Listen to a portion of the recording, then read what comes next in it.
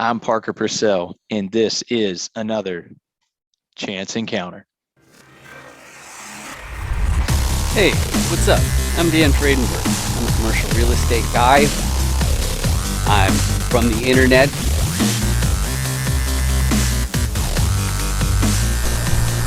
We're seeing more properties like this being built in front of a house that's going to be torn down soon. I understand that there are power lines that are getting kind of close. What's up again? This is Dan Fradenburgh, and that there is a commercial real estate building.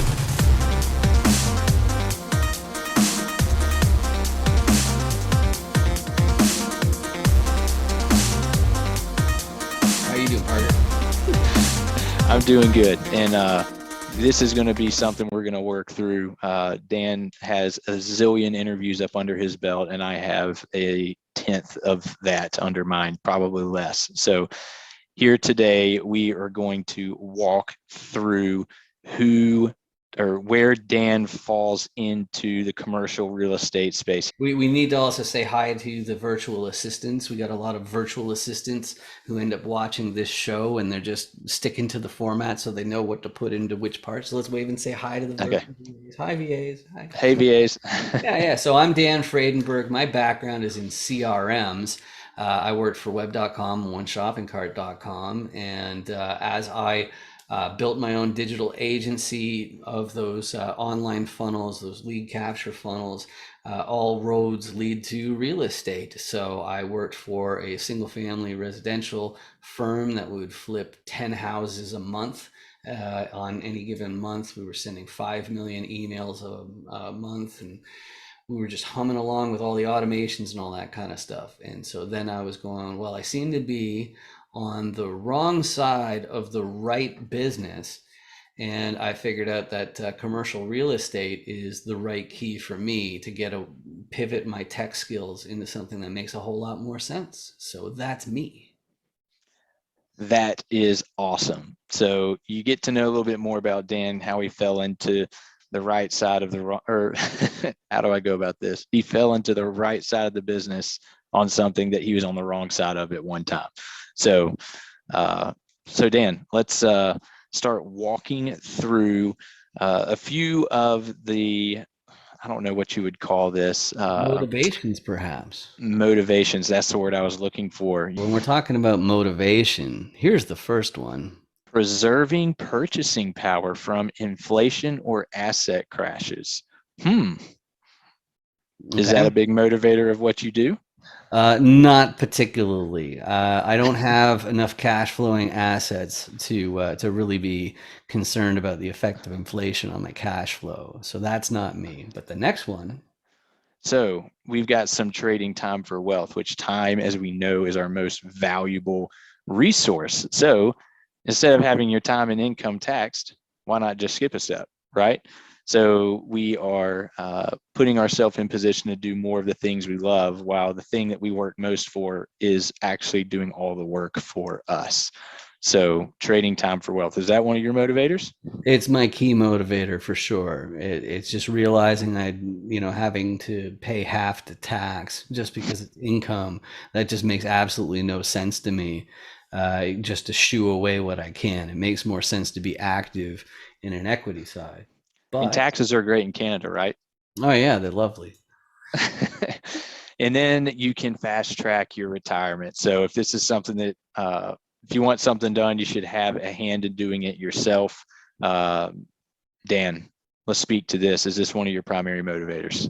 You can label me as undecided, but because I'm a trade time for wealth guy, that means that I'm keeping my options open. Okay, I think that if you're not doing something like what I'm doing, trading your time for wealth, then I don't think retirement is even a possibility, no less fast tracking it. So I'm keeping that option open, but that's my take on that one. And then also you want to buy your hometown. So there's no limit to your ambition and nobody knows yours. So buying your hometown, I mean, talk about ultimate control there. Yeah, that's not my gig, and that's probably obvious because I lived on the other side of the world for so long. So, it's like, no, my town's not on my list of ambitions. My ambitions are more out of curiosity. I'm just curious how far I can bring it, and I do the things that I pursue. I'm reverse engineering, the most fantastic results, just so that if I fall short, then it's still great. So, I'm still solidly ambitious. There's no two ways about that. But eh, eh. Well, if you can buy Main Street, if you can buy the ice cream shops, the coffee shops, but maybe you don't get your hand on a church or two, I'd say that you probably did fairly well. And then there's also this last motivator where you have this irrational need to help your tenants. So everybody does need someone, so it might as well be you. Tell me about this one a little bit. Right. So this is the catch-all for if you really want to have an impact on society. And like for example, the super duper ambitious ones, they're more the types where maybe they'll build a hospital or something like that, but maybe they want their great grandchildren to never have a day job. And whereas this one right here, maybe it's closer to the Bill Gates, Warren Buffett challenge of giving away like 95 or 99 or 90% of your wealth at your death to some sort of charity. So that's the distinction on this one. Like the person's still picking up, like you're buying not just people's livelihoods, you're buying like the net cost of entire towns on some of these apartment complexes, these commercial properties. So that's absolutely, like, if you want to give back and have a big impact, well, that's how you do it. Write all that stuff to some benefactor. But now we can talk about the roles in a commercial deal. I always start on this one. So let's, actually, I should also fix my screen because I thought it was a neat effect how when I have, there it is right there. So now I got it on my screen. So you see double die. So you see it in my screen over here too. There you go. So like on a thumbnail, that'll look really dope. So Yeah. a repositioner. What do you think a repositioner does? So a repositioner would be, the way I think of it, is someone who would go in and take a hotel and repurpose that into maybe a different type of deal, right? You're taking an asset and maybe restructuring it a little bit, or repositioning the asset to perform differently. That's not bad. It doesn't have to be that big of a difference.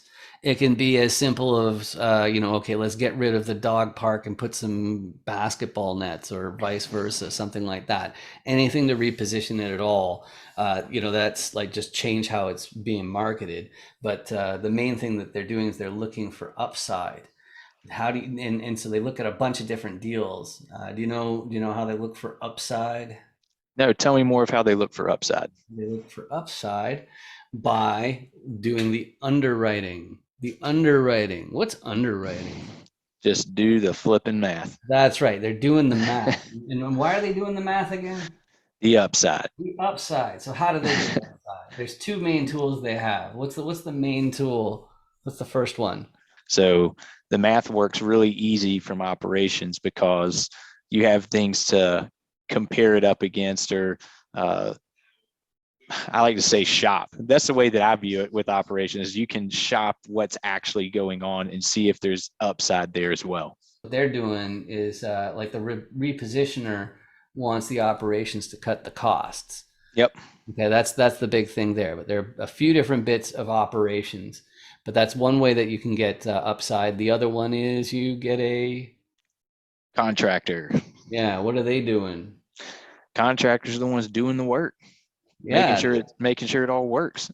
Right. If it's ground up, then the contractors are going to be building the thing. But if it's a rehab, I mean, if it's a rehab, they're going in and adding the value through various upgrades, and whether it's changing the toilets or maybe knocking out a couple of drywalls and opening up space more. I mean, it could be anything, right? But they're just boots on the ground doing the work for you. Right, that's right. And so just me being the guy on the internet, that gives me some repositioner duties, but I got a problem. You know what Yep. my biggest problem is? What's your biggest problem? I'm from the internet. You need boots on the ground. You need boots on the ground, okay? Because they're going to be making sure that the uh, Operations. are doing what they say they are, and they're going to make sure that the Contractor is doing what they're supposed to be doing. You know what I like to say? Go back to the local. okay, the That, local, that's the accountability right there. That's right, what that is. right, Because if and you're offsite, you need accountability. oh yeah, yeah, definitely. And and that's the thing is, if you're from the internet, you have to know how to vet every single one of these. You need to be able to tell the difference between a good one and a bad one, right? Yep. But I like to say that if you're a tenant and like I list off these four types of people, you say, oh yeah, those are the owners, right? But Yep. the truth in that is not that simple. And you're in the financial side, you're doing the I'm helping get the money to the table through people's retirement. That's what I do. right, exactly. And then they go to financiers Yep. like a bank, right? And they Yep. say that, hey, let's lend me a whole bunch of money, right? But the Yep. financier, they don't care so much about these guys. Nope. Who do they care about? They just care about the numbers. Does it work? Who's putting Oh, the money to the table? Being the sponsor. yeah, it's the sponsor, the KP. That's who they really want to know. That's somebody with a similar asset. You're not getting a loan unless you have a sponsor who already owns a similar asset. So that way Yep. people can trust that you can actually do the job. That you know what you're doing. Right, right, exactly. And so there also is a liquidity requirement. And then you also have to have a balance sheet with this group that's worth at least the amount of the loan. But that's a commercial deal. Yeah. So now this is where you should ask for my core competencies. So, Dan, if you had to put yourself on any aspect of that die or put your hand on one more than the others, what would they be? All right. So my biggest thing is because I'm the guy on the internet, I have to have a major repositioner capacity because, like, the part of the repositioner means that you know all the different sides of the die and how to vet them. But as far as operations, I'd be a smidge on that side in the sense that I've got the automation background and also the marketing background to make sure that the vacancy rate stays super duper low, and scaling systems is my forte. As far as like overseeing why I'd know how to vet a contractor is because of my engineering background, and then local, that's a character play for sure. Vetting financiers, that's pretty simple as well because you should be doing that through recommendations. And then knowing your sponsors, it's like you really like as a repositioner, you need to know as many sponsors as you possibly can because that's what you're really up to.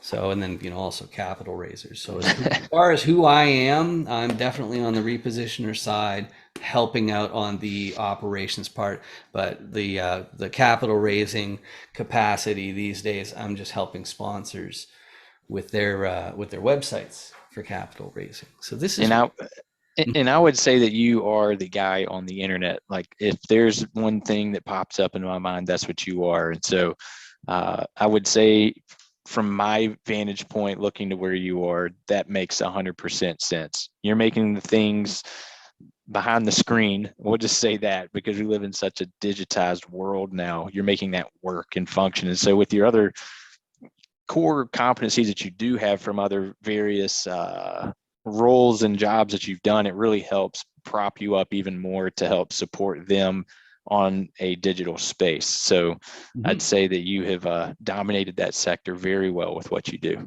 well, thank you, and I think it's more important than a lot of people realize, if I do say so myself. But the main reason is because everybody hates doing it. And so that's always the room for opportunity is like, if I can hop in and it's like, listen, I'm the one who's actually going to sit there and, not hate my life by constantly posting, whereas other people will, like it's writer's block will kick in very, very quickly. And, it seems like a game that can't be won. And It's probably safe to say that your core competencies are recession proof. Yeah. Well, that's definitely true. You know, the more time we spend indoors, the more valuable we are. But here I am with a 506B hat on, and one of the things about that is there are complaints that you're getting GP teams where you know, you can have up to 35 non-accredited of investors in a 506B. But if you have an apartment complex, like what are 35 people even doing? And that's a little bit of an Achilles heel as far as like if somebody wants to cry foul, I think you're doing a pretty bad risk. And one thing I'm coming to realize that's kind of nifty is that nobody's going to be going like, hey, why is Dan Fradenburgh on the list of GPs? You know, like what's he bringing to the table? That's a question you're not going to have to ask with me. But a lot of people, like the restriction really comes around the fact that you can't just capital raise. If you only capital raise, you're actually breaking the law. So like that's why you have to have some gig that's on the die. So that's why one of the things I'm covertly doing.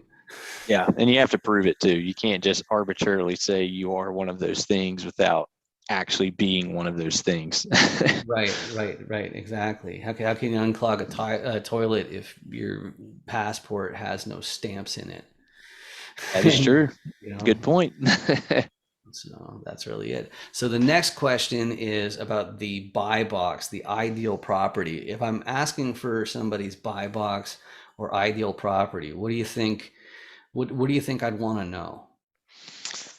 Man, that's a loaded question on my end for what you would want So to know. But given your core competencies that you're looking at, I think you're going to be looking for where could you insert yourself from a marketing space? How are you getting those leads for tenants possibly to come into the building? Are they being marketed in the proper areas? So am I hitting on the right topics here? right. Yeah, that's definitely right. That's what I'd be looking for. But in the format, I always end up asking for the buy box because that's something I need to know from every single investor, and so Mm-hmm. that's their ideal property. And Okay. Yeah. so I'd be looking for. I usually say three different things. Okay. So big ones, geography. Mm-hmm. So like in other words, what states at least, because I want to make sure I know that, you know, if something falls in my lap and it's perfect for them, I want to know who it's perfect for, because why would I call a bunch of people who haven't expressed interest? That's nonsense. So what are those things in your buy box that you're looking for specifically? Okay, so just to list them off, it's Yep. geography, and then there's unit count. Okay. Okay, and then there's class. Those are the three things that you really need to know. Okay, so where are the properties? How many units are there? We're talking commercial properties here, so that'd be multifamily or retail or office or you know, the mobile home parks, things like that. So the unit always matters. You just have to be clear what class it is. But the class, they use the word class twice in commercial real estate, which is something I'm not happy with. But because there's one class for the condition of the building that uses an ABC system, and then there's also one for the area as far as like crime rate, you know, quality of schools and stuff like that, which is also Yeah. ABC. Okay, but my answer is the one that I haven't had anybody say in these chance encounters, which is that I'm actually agnostic to it, which is actually, I think I've somewhat made that clear already. I'm aware that my best role is to meet as many people as I possibly can, get the sponsorship of YouTube by getting people to hit the subscribe button, which is over there, which you should totally hit because all the cool people are doing it. But I knew that that's what I needed to do. And so that's the entire path that I ended up going for to make it happen. It's just going to Man, say, what do you need? And bring in that if it falls in my lap. man, look at you. Just Carmen San Diego, you never know where he is. He's all over the internet at any given point during the day. Um, Hopping into people's screens and then finding my way out. we've talked through all the different roles, all the things you're looking for on the die. Who are you best suited to help? So I'm best suited to help the sponsors themselves because they're going to be the ones that are going to listen and decide whether they're receptive to the idea of having a guy like me on their GP team based on the sweat equity that I'd be bringing. And it's funny because I've been reading some different books and whatnot about when you're doing hiring. And one of the things that I think have been a blindsided in a lot of entrepreneurs that I've had to do consultations with is understanding that if you want somebody with one skill, you've narrowed down, the people who can possibly fill that by say like 80%. And then if you need them to have another skill too, then down we've only got, like 20% of that 20%. And then if you want another skill, then you're getting smaller and smaller. And then once you recognize the business that we're in, if you want to scale like crazy, you're kind of crazy to be trying to do it yourself. Because, well, at least either, you shouldn't be asking me if you think you know more about scaling. That's the simple way of putting it, I think. Yeah. So very clear, your ideal person that you're looking to help on there is the sponsor, trying to position them to acquire the best deals, to put them in position to win, and that is what you do. So Dan, Scale into the billions with a buh. Okay, with a hopefully, yes, exactly. hopefully as the crypto world comes into play, it's the tra. Oh yeah, sure, yeah. Well, that's the thing. It's if you like, there are parts of all this social media. They've been saying for almost 20 years that email is dead. Okay, and we sent 5 million emails a month, and we were doing over 3 million a year in just the online portion. What's going on, completely separate from the house flipping side of the business. Okay, so like just humming and humming as far as this stuff goes. And there's nothing like, the market tells you stuff that you can only, like, if you're paying attention while you've been there and seen it, then you win. And otherwise, history's bound to repeat itself, and you're going to find out that there's more ways to do it wrong than right. So there's a lot of things that if you're paying attention, it's best to be an early adopter than the latter. So, but you're right.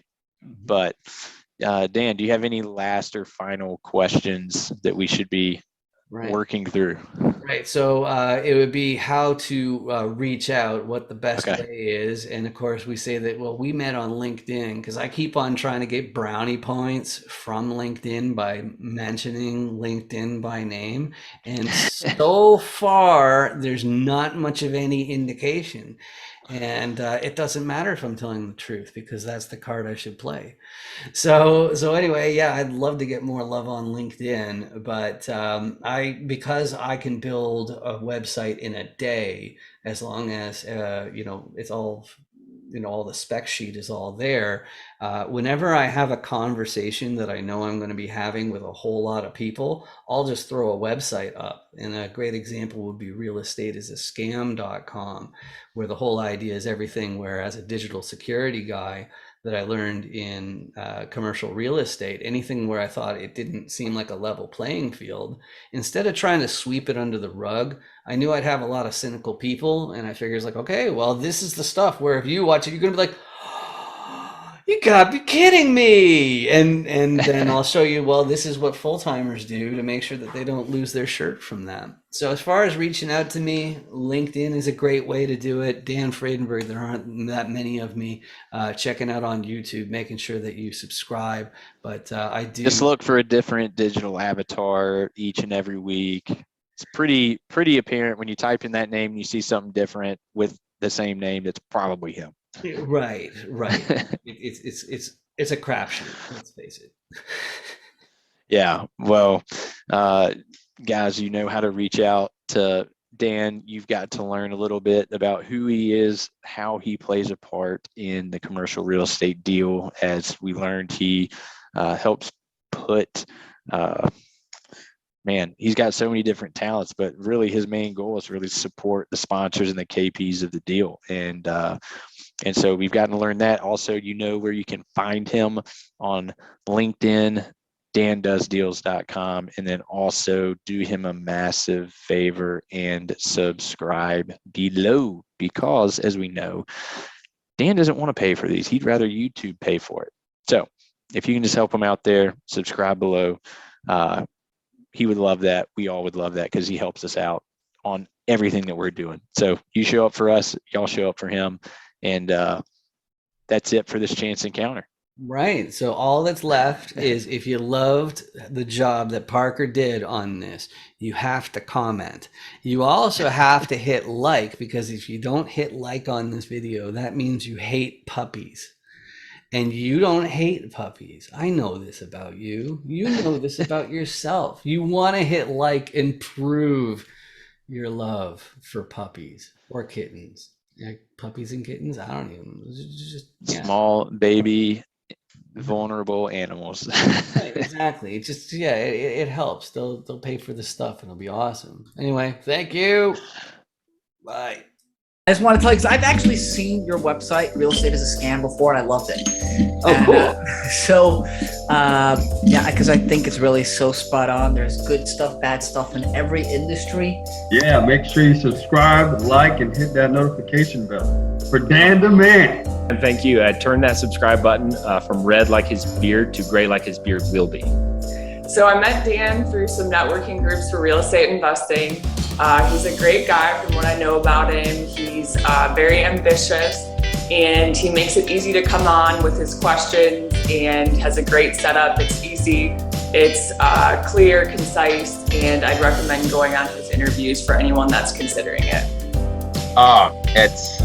It was unlike anything I've ever experienced. It was super fun. The process was so easy, a caveman can do it. I mean, if you guys haven't done it yet, you guys need to get on his calendar. Just take 15 minutes of your time, get exposure, find out who Dan is, what he's about. He's a true trifecta. And if you don't know who he is, get in touch with him. Google his name, find him on LinkedIn, do whatever you can, just reach out to him. So I really appreciate the format. Like I've told you a couple times before, I think it's really great because me personally, I'm very long-winded. I have to purposefully make things more concise, but the way I take things in is I definitely prefer things to be concise and straight to the point and concentrated. And the chance encounters really do that great for individuals. So you can get a good grasp on who they are, what do they do, why do they do it, what space do they operate in. That's why I love chance encounters.